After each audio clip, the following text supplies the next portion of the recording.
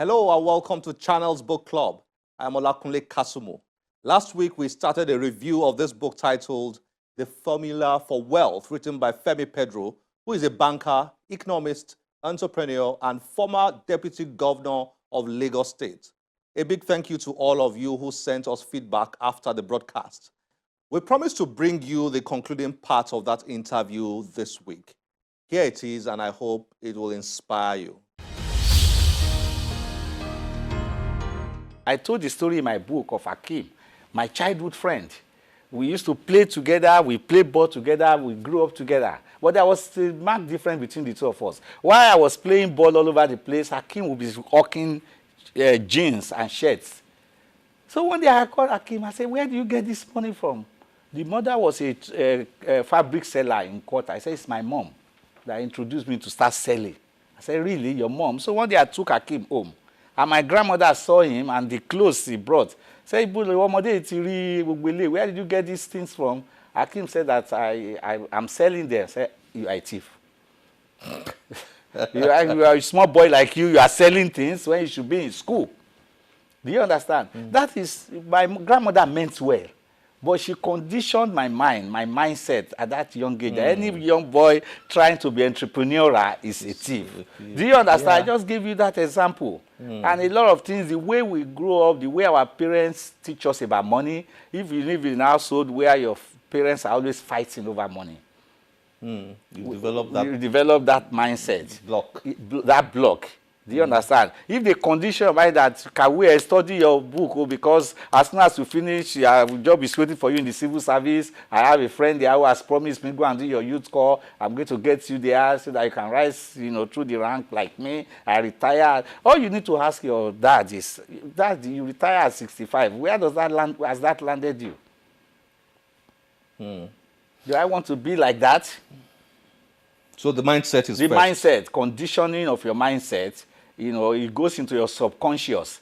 So you never think of applying your knowledge and your brain to create wealth.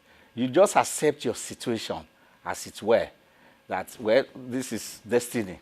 Maybe this is the way God wants it, and all kind of things that you try to rationalize your situation. But it's in your hands. You can change your destiny overnight. Your future, you can change it by doing things right. So the first thing I preach is your mind. Once you determine that I want to change my situation, then you change your mindset. You keep telling yourself that I'm going to get out of this poverty. I can do it. I can actually make money.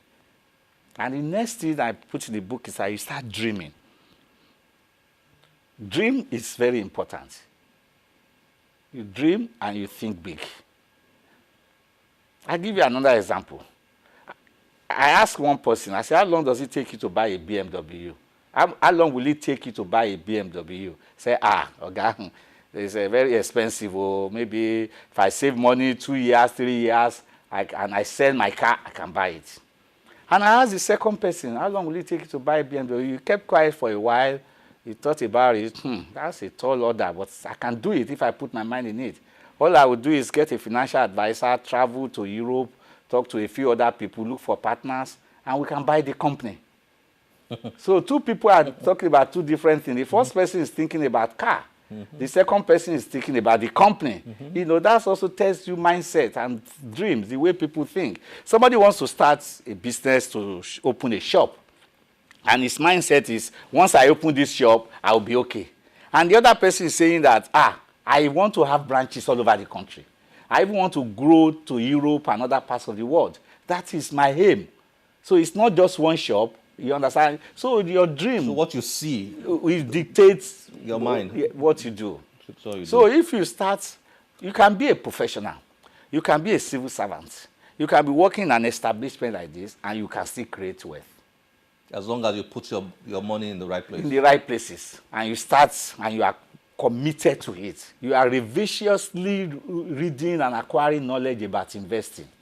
If your mindset is, I want to be a real estate guru, I want to be a real estate baron in the next 20 years, I want to be known all over Nigeria, and you are here today, you can do it.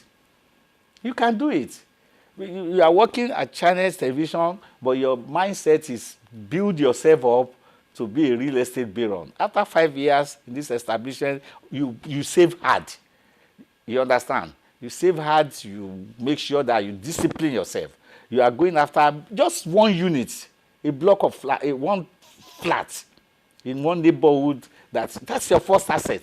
I think I need to start thinking like that's your first asset. Like Bill Gates now. And then that flat is there.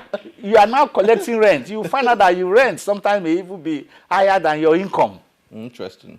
You understand? Yeah. You know, and in 10 years, one flat has turned to 10. You are only one building, you bought one land. Let me tell you something. Entrepreneurship and wealth creation is risky. But Muhammad Ali said it. He who is afraid to take risk cannot accomplish anything. It's also part of mindset. If the fear has been put in you not to be able to take risk, you will not be able to move forward. So you will lose some, you will win some. Lose some, win some. Yes. So much to talk about. We can go on and on forever. But finally, again, as a form of providing teasers for viewers who are not very familiar with the book, there was a part where you spoke about, where you differentiated between financial security and financial freedom. Okay. In fact, there were more than that. No. That was the part I defined the state of being wealthy. A lot of people will not know whether they are poor or they are wealthy. Okay, and I try to classify it. If you have not been able to own a home of your own, and you cannot afford to provide yourself comfortable transportation and upgrade yourself over time, and you cannot provide enough food, health, education for your family and people who are close to you, you have to struggle to do all these things, then you are in poverty trap. So you ask yourself, am I in that situation in my life today where I struggle to pay my rent, I have to borrow money, look for money, when the tenure is nearing its end, I'm scared, I'm losing sleep. My car is 4 or 5 years old, I cannot change it. I have no reservoir of funds to change it. Anytime my children's school fees are due, I have to struggle to pay them, and I can't afford to send them to good school. That is financial, that is struggling financially. Okay. So when you have all those things, you have financial security. That is the basic state those things you just of listed wealth. now. Yes, that is the basic state of wealth.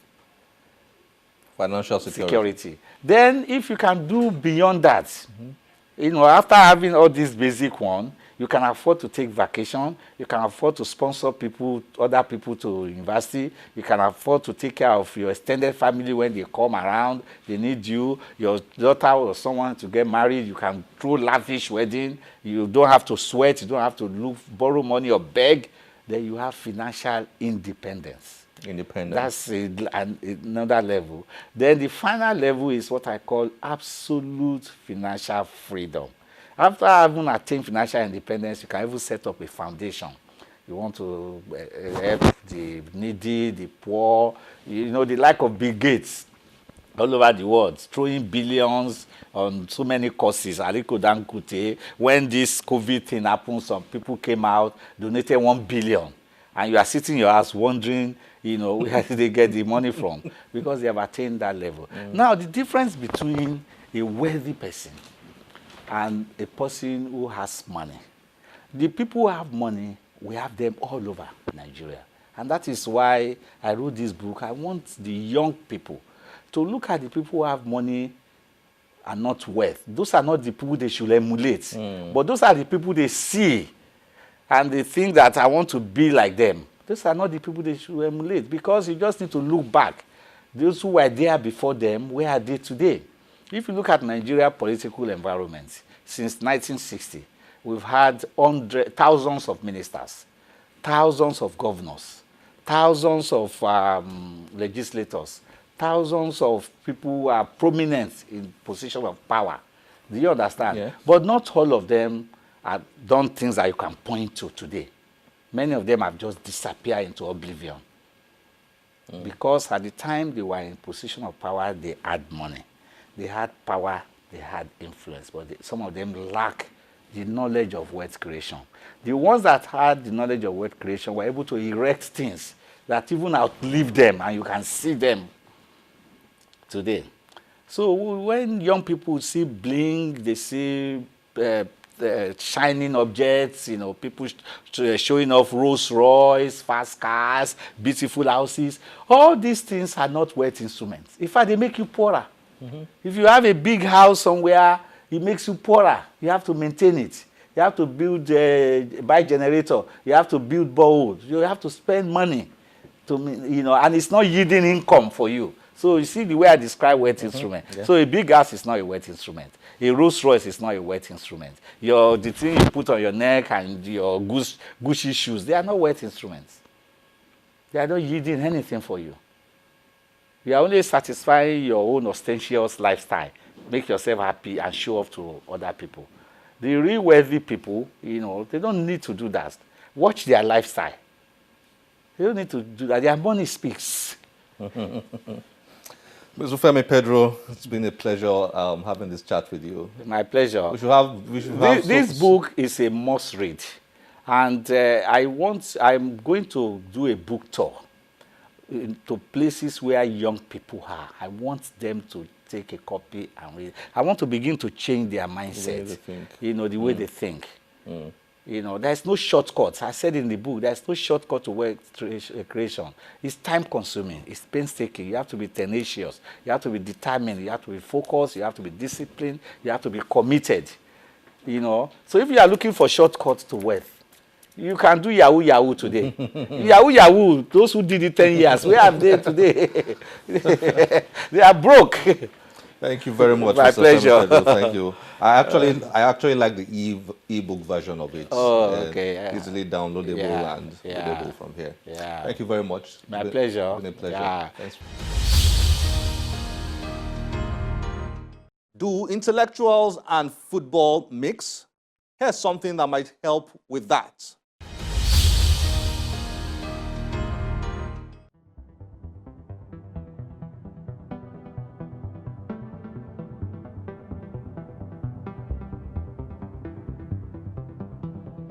You probably know this man or might have seen his face at one time or another if you are a fan of football or someone around you is.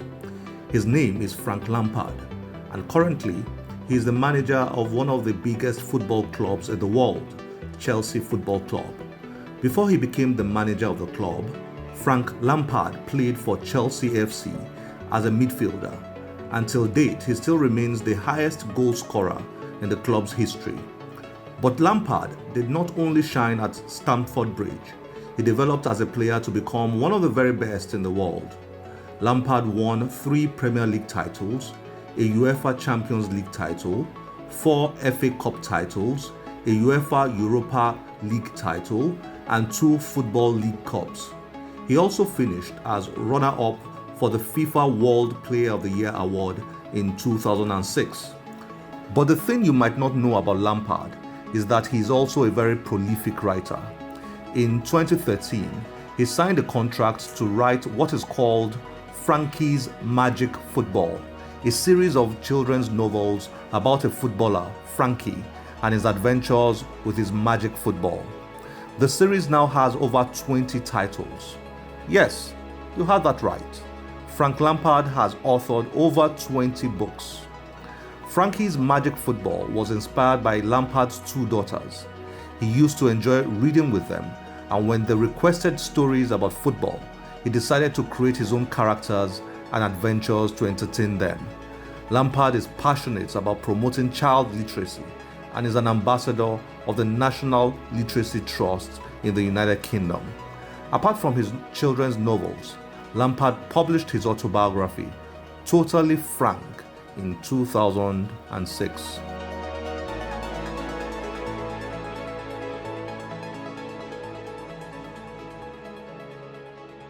There's one more thing about Frank Lampard.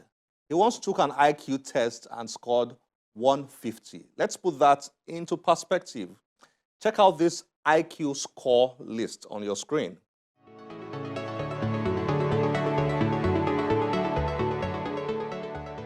Now, you can see there that genius or almost genius is 140 and above. Very superior intelligence is between 120 and 140. Now, if your IQ score is between 110 and 119, that's superior intelligence. And average to normal intelligence will be a score between 90 and 109. And dullard will be a score between 80 and 89. At 89, yes, between 80 and 89 will be dullard. Borderline intelligence deficiency is a score between 70 to 79. And if you score anything below 70, that is categorized as feeble-minded. You can see that Lampard's 150 IQ score puts him in the genius or almost genius category. Basically, Lampard is in the top 0.5% of the most intelligent people in the world. Actually, Albert Einstein's IQ score was 160, so you can see that Lampard was in very good company. I've not done my own IQ test, but I'm sure I should score around 160, about 160 zone. By the way, Frank Lampard is not the first footballer to write fiction. Former Arsenal and currently Everton star Theo Walcott has written a series of children's books, and former England manager Terry Venables co-wrote a series of crime novels. Who says intellectuals and football don't mix?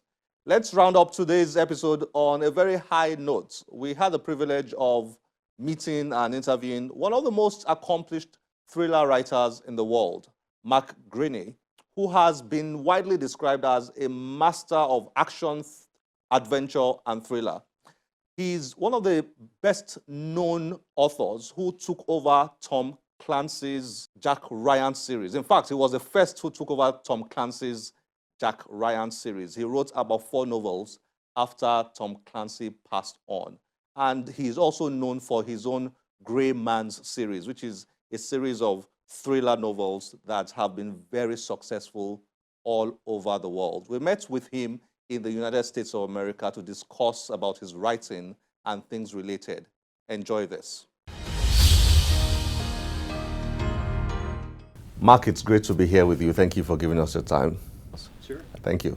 Give me a glimpse into your world as a writer, particularly one who is so immersed in the crime fiction genre.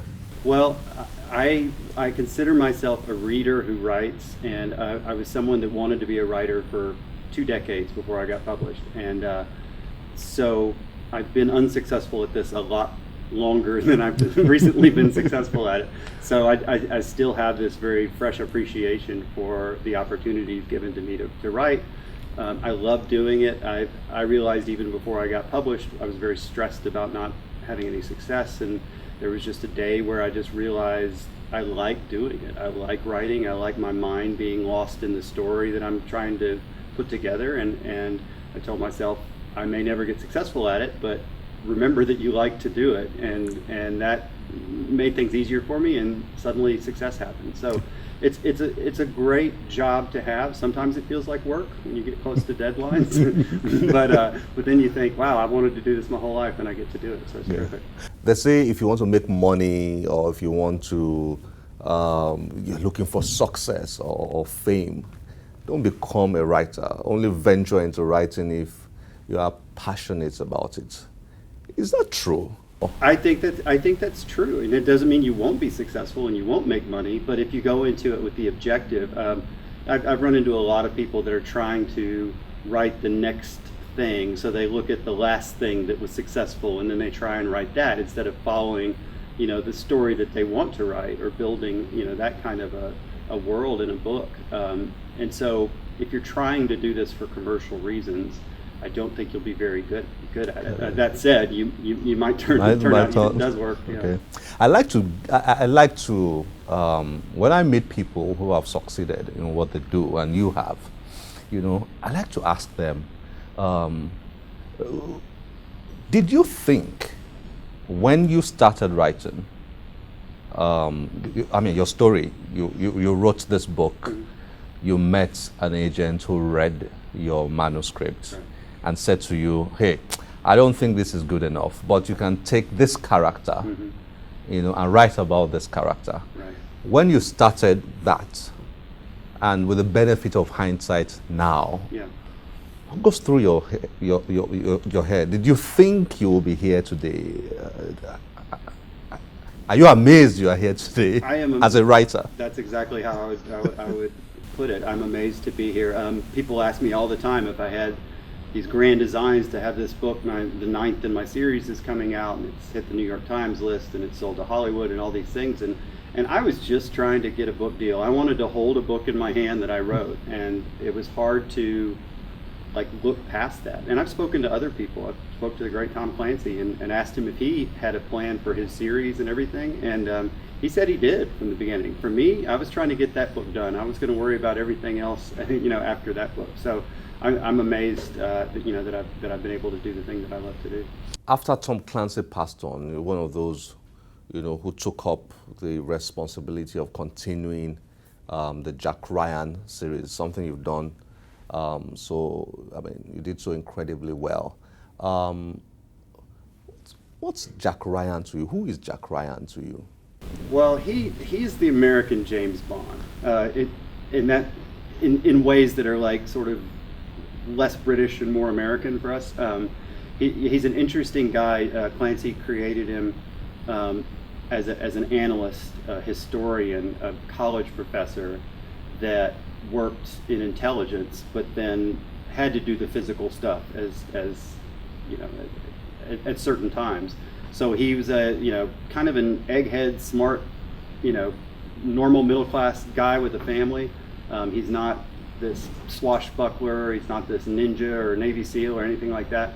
But he's been in physical situations where that make the stories interesting. So to me, Jack Ryan is a great character because he's not a stereotypical spy hero, but he gets to do great things anyhow. What was it like taking over Jack Ryan? I know writers want to create their own characters, their own series, but there you were asked to take over a character that had already been created, developed by, of course, the great Tom Clancy. What was it like taking over Jack Ryan? I was a huge fan of the Clancy series. The first thriller I ever bought in my entire life was Patriot Games, which was a Tom Clancy novel. So I was a huge fan. So I did feel like I knew the characters really well. Having said that, it was very daunting. At that point, I'd only had 2 paperback books come out of my own, and I didn't know if I was ready for the big time, but I also knew that this was a great opportunity. So I just told myself, you're just going to have to make it work and just be as good as you can be. And as I did more and more books, I felt more at home writing the characters. And as you said, the characters are already created, or most of the characters have already been created by Tom. You just want to be a good steward of those characters and have them do interesting things in the present, and that's all you can do. So where are you now in your career? Are you enjoying your success, or you're still very much hungry to do more and to write more and to produce more? Well, the hunger hasn't died as far as books. I'm always trying to think of the next thing, and I'm very passionate about the next project that I'm working on, sometimes to a fault. Sometimes you're daydreaming about finishing the book you're on so you can start the next book, because the next book, since you haven't begun it, it's perfect in your head. It's only once you start working at it then you find out how hard it is. So I still have a lot of desire to get better and better at the craft. I don't need to do higher in the bestseller lists or anything like that. That's not really important to me. I mean, it was great to achieve that because it's good, it's good PR, I guess. But at the same time, I just want my books 5 years from now and 10 years from now to be better than the books that come out today. Mark, thank you very much for your time. Thanks so much. I enjoyed it. This is where we have to end the show today. As always, we'll be delighted to get your feedback through any of our social media platforms displayed on your screen. And don't forget to catch up on the show through our podcast series as you are on the go. www.channelstv.com/podcasts is the URL for that. I'm Olakunle Kasumo. Remember, one great book can change your life. Bye-bye.